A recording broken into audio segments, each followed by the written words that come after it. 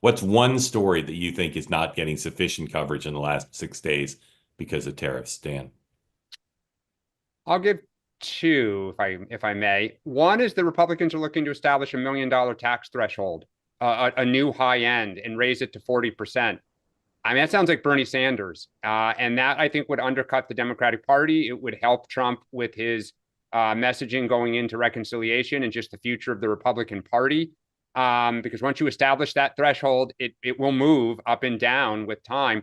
The other is just the tax cut fantasy of waving away 4 trillion in extending Trump's 2017 tax cuts. They may get away with it, and that is astonishing. Sean. I had two because usually mine gets stolen. So I think that the proxy voting in the House is sort of a very interesting to me internal inside the Beltway discussion, which I've been fascinated to watch. Anna Paulina Luna, 8 or 9 of these other Republican members joining Dems to sign a discharge petition and shutting down the House floor activity last week with Mike Johnson. There's a potential deal today.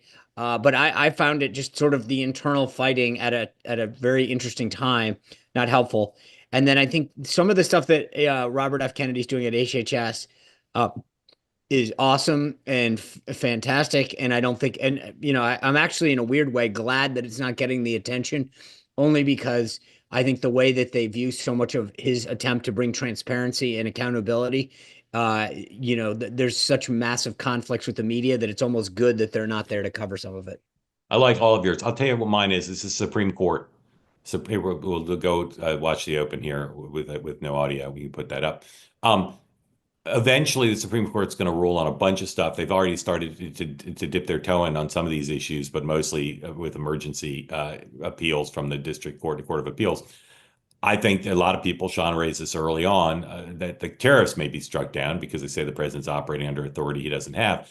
But the willingness of the Chief Justice and Amy Coney Barrett to vote against the president is going to be massive on a range of issues. And we're seeing so far that both of them are willing to vote against her. A lot of conservatives think Donald Trump put 3 David Souters on the court, not people who are going to vote consistently with him. And I think it's just a huge story. We don't see it in full form yet, but we're starting to see indications. All right. I do think, by the way, you're right on like the Amy Coney Barrett thing to me is sort of going to come into focus more.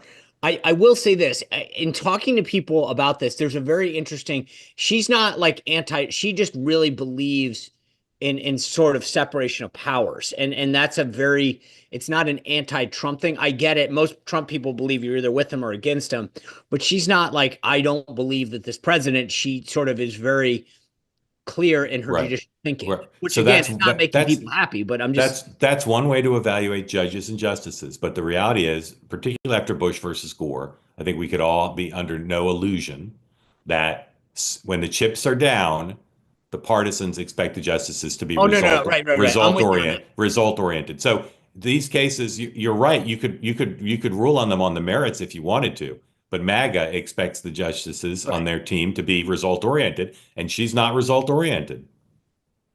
Sometimes she is, but she's not always, and they're going to be, I think, really disappointed. And same with, obviously, with the Chief Justice and maybe sometimes Brett too. Brett sometimes I think is going to cross them as well. And that means you're going to see a lot of cases potentially going against the president in stuff that's going to be epic in terms of the MAGA agenda. All right. Mark, can I say with this movement in the Dow this morning, I do wonder if this strengthens the hand of Bassett to say, and those around Trump who's saying, get out of these. Oh, yeah. The market just took off. Let's cut these deals. Yeah. 100%. And I wonder if it impacted Sununu, by the way, deciding not to run. So let's talk about that. All right, can I make one last? I just want to say this for the record.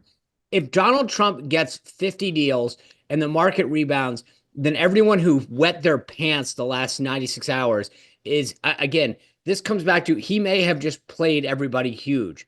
And I just want to 100%, 100%. Assuming he gets some manufacturing here, I agree with you, Sean. But he's got to get some manufacturing here.